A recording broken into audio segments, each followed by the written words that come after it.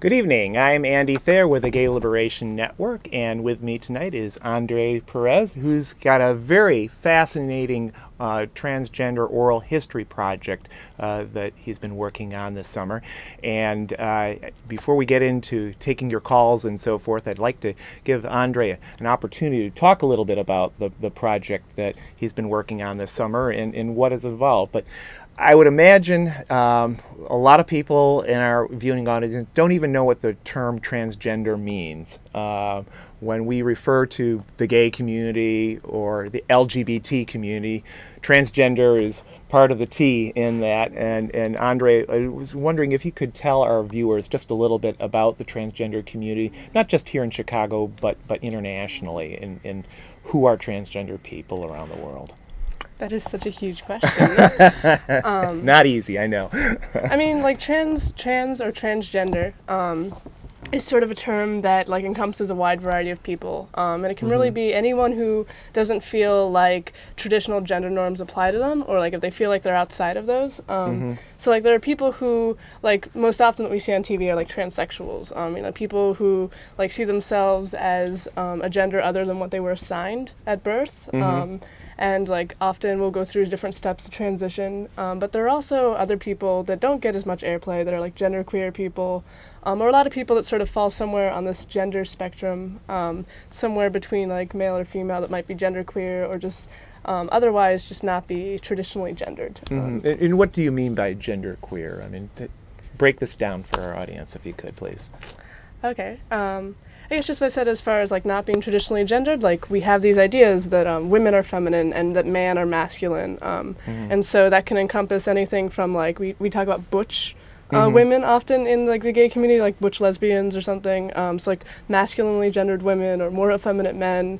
Like it's something that you identify as yourself. Like I wouldn't say that you are genderqueer. You tell you know. Yeah. But it's sort of just like when people, often genderqueer people, like I kind of identify as genderqueer, just you don't feel like the traditional notions of what is supposed to apply to you as far as gender does.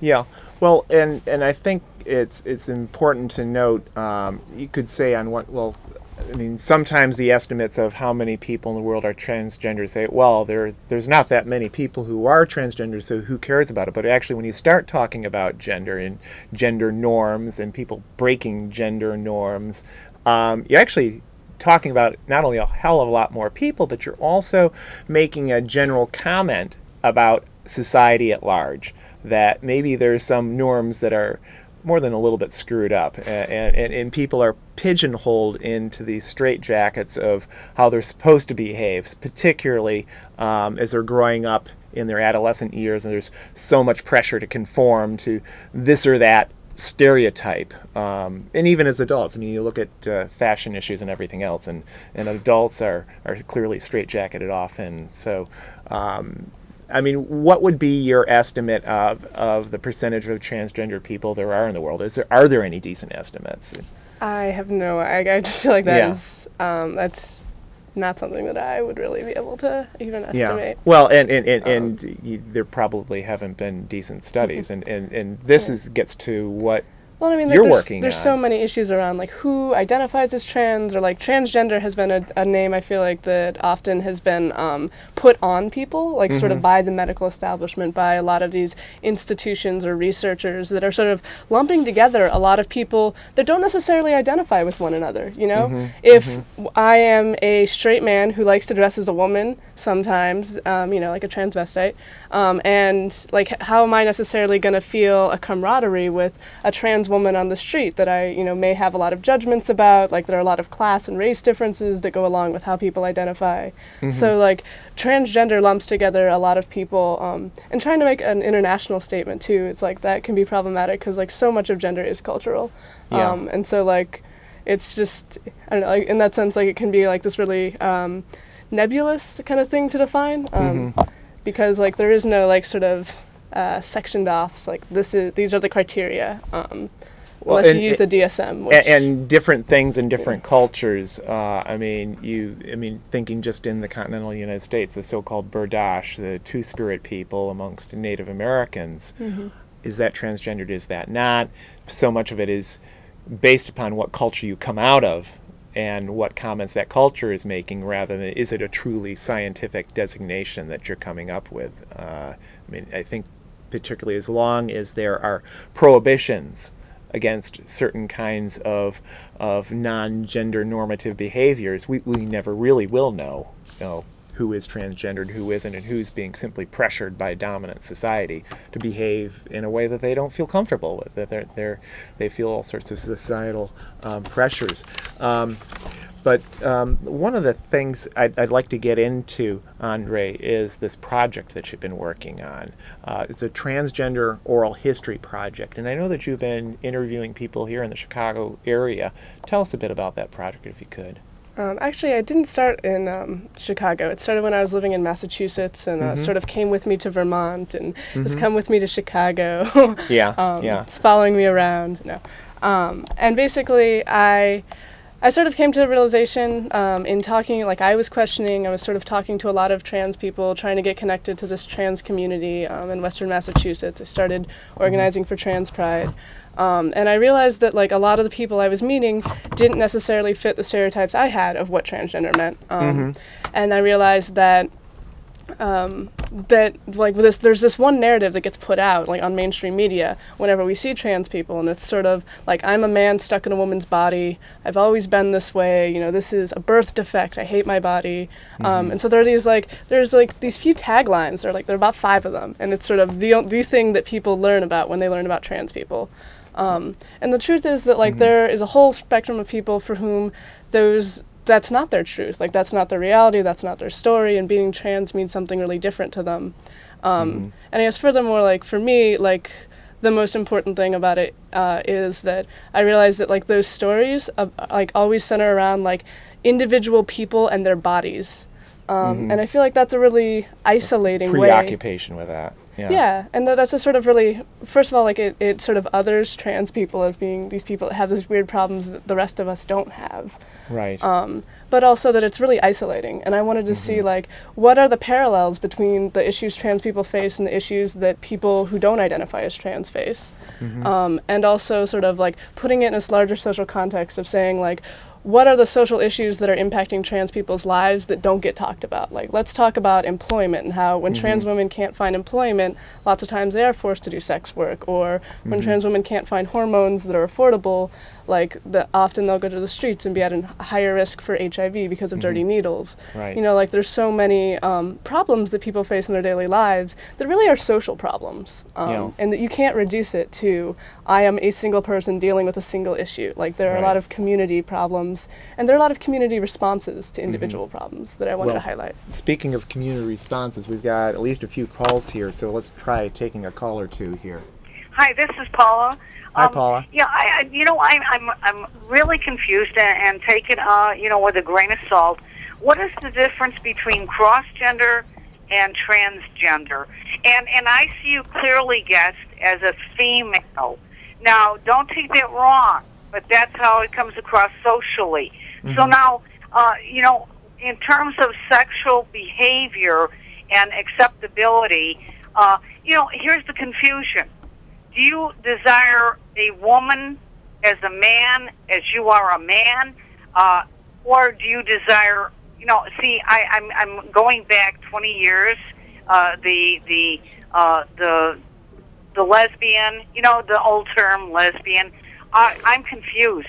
Are you a woman wanting to be a man, desiring a woman, or are you a woman desiring to be a woman to desire another woman? You see what I'm saying here? You see the confusion? Well, let's pitch it over to Andre and see what Andre has to say. Well, the first thing I guess I want to point out is that like gender and sexuality are really different, and a lot of times like they are things that sort of get layered on top of each other.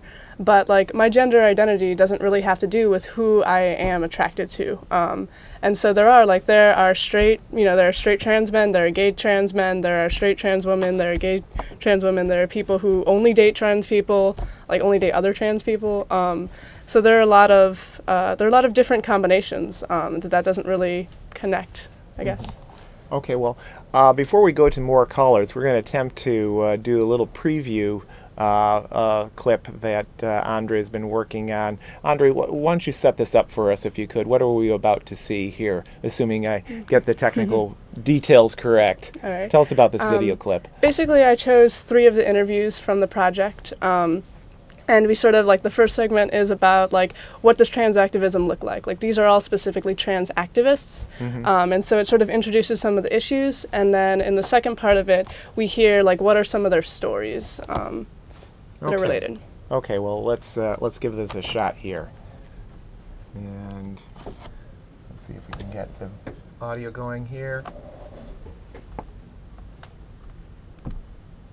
Do a little narration for us while we're trying to get this rolling here, if we could. All right. This is Bet Power. Bet owns an archive. It's the Sexual Minorities Archive. It's actually started in his house, and sort of he was a lesbian, and it was part of the Chicago Alexandria Lesbian Library.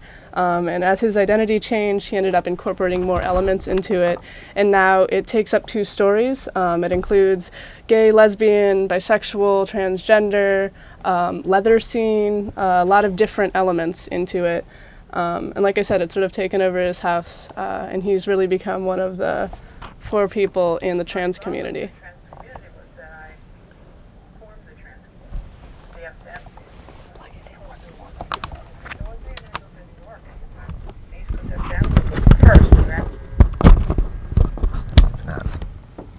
Most of my work has not been centered on trans communities. I've done some feminist work.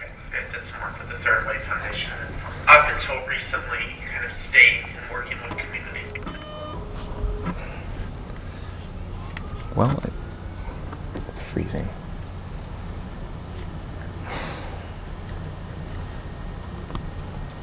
Well, I'm not sure that's going to work. I'll apologize about that. We're having some technical difficulties. The processor keeps on freezing up in the middle of the video.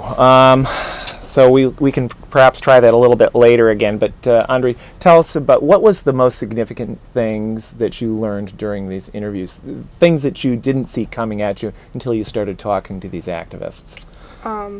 I mean, I guess the sort of emerging themes for me were really about, I guess, the sort of trans intersection with other movements, particularly the feminist movement throughout the 60s and 70s and 80s, and then in the 90s, and then coming in today, the LGBT movement. And sort of I found that there was a lot of hostility that was sort of generated in the lesbian separatist movement and certain parts of the feminist movement towards trans people. They said that trans women weren't real women, and that they were trying to violate these women's only spaces, and so there was this intense hostility, and I felt like that was something. Where do you think that was coming from? Why the intense hostility towards trans people, do you think? I mean, in some ways, I don't know, in some ways it's worth questioning whether or not trans makes sense as being part of the GNLBT community, because if you're defining your identity as I am a man who loves men, or I'm a woman who loves women, then those are sort of reinforcing these very particular ideas of gender, and those are sort of really contingent upon this sometimes it's called the binary gender system of the male-female split. And that trans people at different points in time have really challenged that in a lot of ways. And so if you're challenging what is it to be a woman, then depending on how you answer that question, a trans woman might not really be a woman, or a trans woman might be challenging your idea of who you are as a woman. Well, and I think a lot of it has derived from throwing LGBT people, we're all sexual minorities, so just throw everyone into one big group and not really pay attention to some of the differences that make real differences in people's lives. I mean, the whole issue of gender identity, I mean, the problems of firings of transgendered people is particularly acute because the difficulty, shall we say, in passing. The same thing in terms of violence against transgender people seems just off the charts. I mean, what are some of the statistics on anti-trans violence, Andre? Can you give our viewers a little bit of information about that? I mean, again, I'm not a statistics person. Right. I'm more about stories and sort of looking at how different people understand their experiences. I know that one of the things on the video, and I'm sorry, it's just not working, but one of the things that was notable about the video is it talks about the Transgender Day of Remembrance, which we have here in Chicago as well as many other cities around the country, which is talking about all the folks who are murdered each year because of being transgendered. And it's, in terms of percentage of the LGBT community, it is just off the charts in terms of the disproportionate amount of violence and hate directed towards transgendered people. And but the interesting thing is that in the video that you see, and again, I apologize, it's just not working here.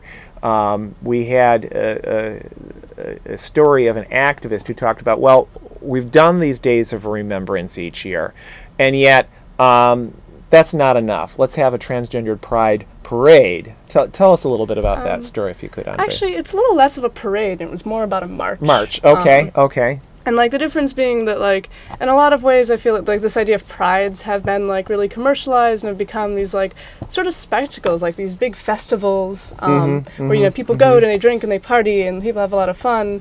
But really, Trans Pride was about bringing it back to the grassroots level and saying, like, you know, let's have a civil rights march. Let's talk about issues. Let's have, like, there were a lot of political speakers. A political march, yeah. So, like, they were trying to politicize it a lot more and sort of saying, like, we're sick of seeing trans people as victims on TV. Like, we want to see trans people as, you know, people who are powerful and who are changing things, like, instead of being only people who are pathologized by the medical community. Right. Well, we've got a couple of callers here. Let's try and squeeze a few of them in. Hey, thanks for taking my call. Certainly. Yeah. What's your question or comment, please? Just a question about the history project. I wanted to ask, do you think that the lack of written histories regarding some of these subjects are some of the reasons why a lot of people don't really realize the difference between some of these different terms, intergender, genderqueer, the gender identities that some of the things that you were going over? I mean, I definitely, when I first, like, kind of how the original idea for the oral history project came about was that I was looking at LGBT books, and there sort of has been a rise in the amount of, like, LGBT scholarship that goes on. But in a lot of ways, that really does leave out trans people. Like, there might be a page or two in the back of some large anthology. But the only actual trans history book was written by Susan Stryker in 2008. So it's this really new, in a sense, book about something, like, there have been trans people, and, like, part of the history project is about going back in history and saying, there have been trans people at all of these events. You know, there were trans people that started Stonewall.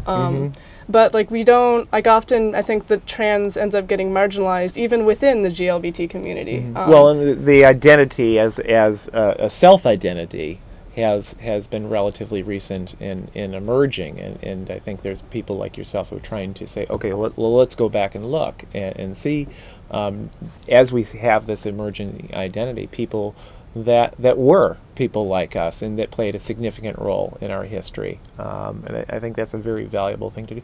Now, you mentioned this one book. You're saying that's the only real history book that's out there? Because I know there's a number of books, and I was actually going to ask you to share with our viewers some suggested readings in our few closing minutes here, if you wanted to give a few pitches for authors for people to look out for. I mean, I'd say there are a lot more really interesting anthologies than there are, like, histories. Okay. Like I said, the only history book that I've read was Susan Stryker, and I did a pretty exhaustive look, including a lot of archives. Okay. Well, let's try and get, well, we're going to get a little bit down close to the end of the show here. I wanted to just call our viewers' attention to a few announcements before we close out the show here. The first is this, a week from this coming weekend, we're going to be having the North Halstead Market Days, and each year the Gay Liberation Network has a booth at this huge street fair. It's the largest street fair in the Midwest. At least a couple 100,000 people come out, and we always welcome your participation if you want to help us at the GLN booth. It's on Halstead Street, someplace between Addison, and Belmont. And if you want to volunteer to help out at that, please just drop us an email at the address that you see on your screen there, lgbtliberation@aol.com. Also, I'd like to invite people to our next GLN meeting. We meet the first Wednesday of each month at the Gerberhardt Library, which is Chicago's LGBT Resource Center at 1127 West Granville, just a half block west of the Granville Red Line L stop. And you can see us on CAN TV coming up the second Friday in each month. The next one is going to be Friday, August 14th. Tonight's show is just an additional show that was slotted in thanks to our kind friends at CAN TV. And then finally, we encourage people to check out the Gay Liberation website. You can find information there. You can find video clips of past shows and so forth. That's a great place to go for more information. So just got about a minute left to go, Andre. Go right ahead. Well, unfortunately, I'm really sad that you didn't get to see the clip because, like I said, it is a multimedia project. It includes several interviews that are video interviews. There's also audio. There's transcripts. I'm adding a lot of educational tools. But most importantly, I wanted to stress that this is a collaborative project. Right. I started interviewing trans people. But I really want to make it a community project. The part of the project is trying to get other people to interview other people. Right. Trying to get more discussions started. And so if anyone's interested in being a part of that, or just interested in seeing more of the material, the website is www.transoralhistory. You can type in transgender oral history on Google, and it'll come up. Okay, that's transoralhistory.org. .org or .com. Okay, transoralhistory.org. Go there, find out more about Andre's project, and I really apologize that the video didn't work out, though I imagine you'll be posting that very soon on that very same website. So check out transoralhistory.org. Thanks so much for being on tonight's show, Andre. This is Andy Thayer with Andre Perez. Good night, and we'll see you the second Friday in August. Thanks.